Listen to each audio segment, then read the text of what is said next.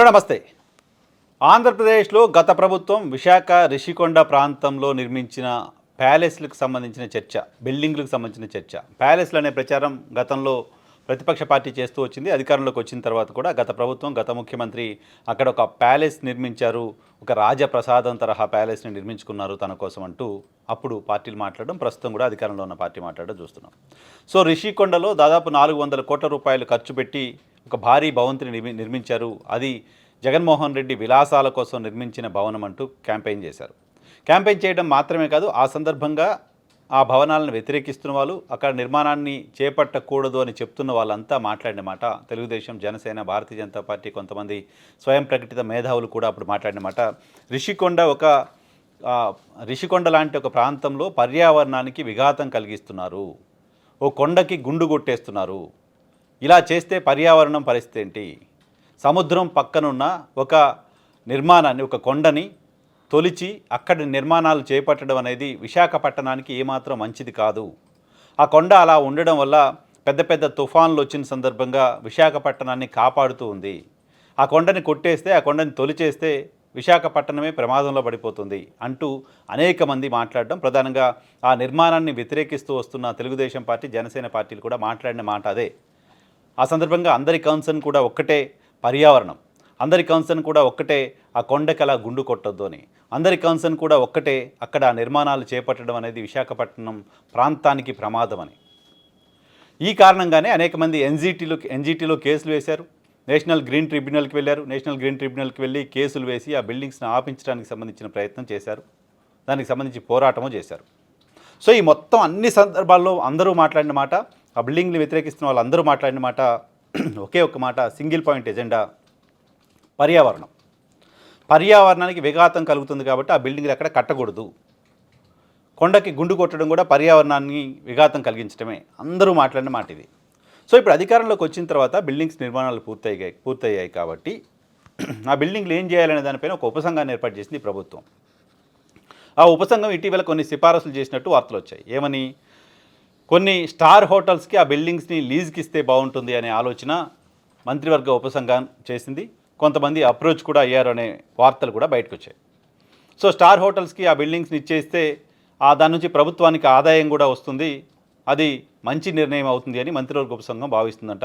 ఇదే సందర్భంలో కొంతమంది స్టార్ హోటల్స్కి సంబంధించిన వాళ్ళు, మంత్రివర్గ ఉపసంఘం సంబంధించిన సభ్యులు మరికొంతమంది మాట్లాడితే అక్కడున్న బిల్డింగ్స్తో పాటు మరో 2 బిల్డింగ్స్ కడితే ఇంకా మాకు సౌకర్యంగా ఉంటుంది అని చెప్పారంట. దాన్ని కూడా మేము పరిశీలిస్తామని మంత్రివర్గ ఉపసంఘం చెప్పినట్లుగా చూశారు.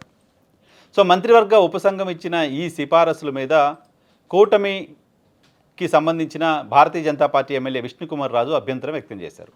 విశాఖపట్టణానికి సంబంధించిన స్థానిక ప్రజాప్రతినిధులకు తెలియకుండా, స్థానిక ప్రజాప్రతినిధులకు సమాచారం ఇవ్వకుండా, స్థానిక ప్రజాప్రతినిధులతో చర్చించకుండా రిషికొండ భవనాలపైన నిర్ణయం తీసుకోవడం సరైనది కాదు అని చెప్తున్నారు ఆయన. తిరుమల తిరుపతి దేవస్థానం తరహాలో ఈ కొండను కూడా డెవలప్ చేయాలని లాజిక్ ఏదో ఆయన చెప్తున్నారు. గతంలో ప్రస్తుత గోవా గవర్నర్గా ఉన్న అశోక్ గజపతి రాజు రిషికొండ భవనాలని ఒక పిచ్చాసుపత్రులుగా మార్చండి, మెంటల్ హాస్పిటల్గా దాన్ని తీర్చిదిద్దండి అని సలహా ఇవ్వడం కూడా చూసాం. సో వీటన్నిటి నడుమ ప్రభుత్వం ఆ భవనాల నుంచి ఆదాయాన్ని తీసుకోవాలని ఒక నిర్ణయానికి వచ్చినట్టు కనపడింది. ఫైనల్గా ఆదాయాన్ని సంపాదించాలి ఆ బిల్డింగ్స్ ద్వారా.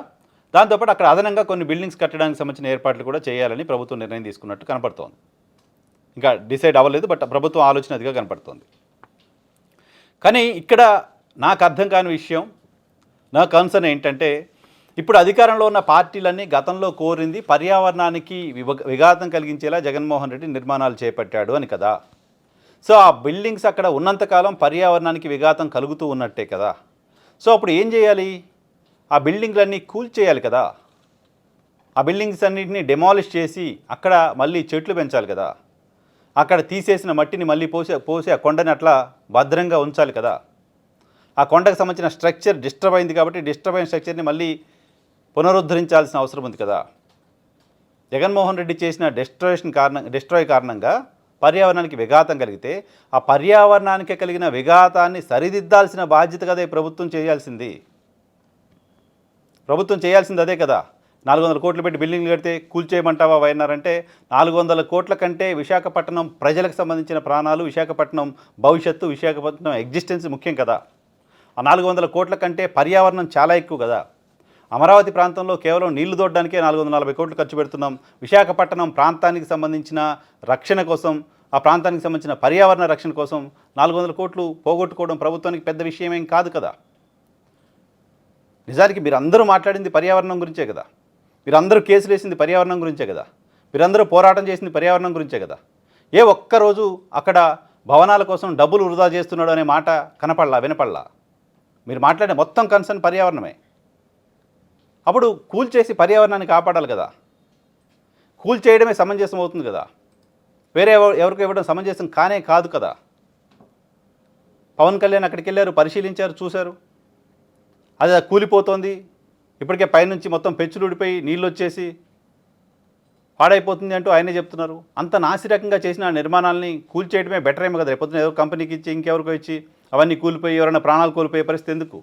నాసిరకంగా చేసిన నిర్మాణాలుగా ఉప ముఖ్యమంత్రి అక్కడ పరిశీలించి చెప్పిన తర్వాత, అటువంటి నాసిరకం నిర్మాణాలను ఇంకెవరికో ఇచ్చిన తర్వాత అక్కడ జనాలంతా వచ్చి అక్కడ ఏదో యాక్టివిటీ జరుగుతూ ఆ బిల్డింగ్ ఏమైనా కూలిపోయి ప్రమాదం జరిగితే జనాల ప్రాణాలకు కూడా ఇబ్బంది కదా.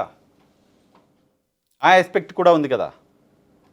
కాబట్టి ఆ భవనాల్ని కూల్చేయడం సమంజసమేమో, ఆ భవనాల్ని కూల్చేయడం ద్వారా విశాఖపట్నం పర్యావరణాన్ని కాపాడడం సమంజసమేమో, ఆ భవనాల్ని కూల్చేయడం ద్వారా ఆ కొండను అలాగే అడ్డంగా ఉంచి విశాఖపట్నాన్ని తుఫాన్ల బారి నుంచి కాపాడడం సమంజసం అవుతుందేమో ప్రభుత్వం ఆలోచన చేయాల్సిన అవసరం ఉంది. ఆంధ్రప్రదేశ్లో గతంలో రిషికొండలో భవనాలు కడుతున్న సందర్భంగా ఆందోళన వ్యక్తం చేసిన పర్యావరణవేత్తలు, స్వయం ప్రకటిత మేధావులు, రాజకీయ పార్టీలు కూడా దీనిపైన ఆలోచన చేయాలి. కూల్చేయండి ఇలాంటి సలహా, కూల్చేయండి ఇలాంటి ఆలోచన చాలామందికి నచ్చకపోవచ్చు. కానీ మనం ఫైట్ చేసిన దానికోసమే గతంలో అంతా, మనం అడిగింది అదే గతంలో అంతా. మన కన్సర్న్ కూడా పర్యావరణమే. గతంలో మనం అడిగిన దానికి విరుద్ధంగా ఇప్పుడు మనం బిహేవ్ చేస్తే ఎట్లా? పర్యావరణం కోసం మీరు పోరాటం చేసి అధికారంలోకి వచ్చిన తర్వాత ఆ బిల్డింగ్లు అలాగే ఉంచండి, పర్యావరణం ఏమైపోయినా పర్వాలేదు అనుకుంటే సరైనది కాదు కదా.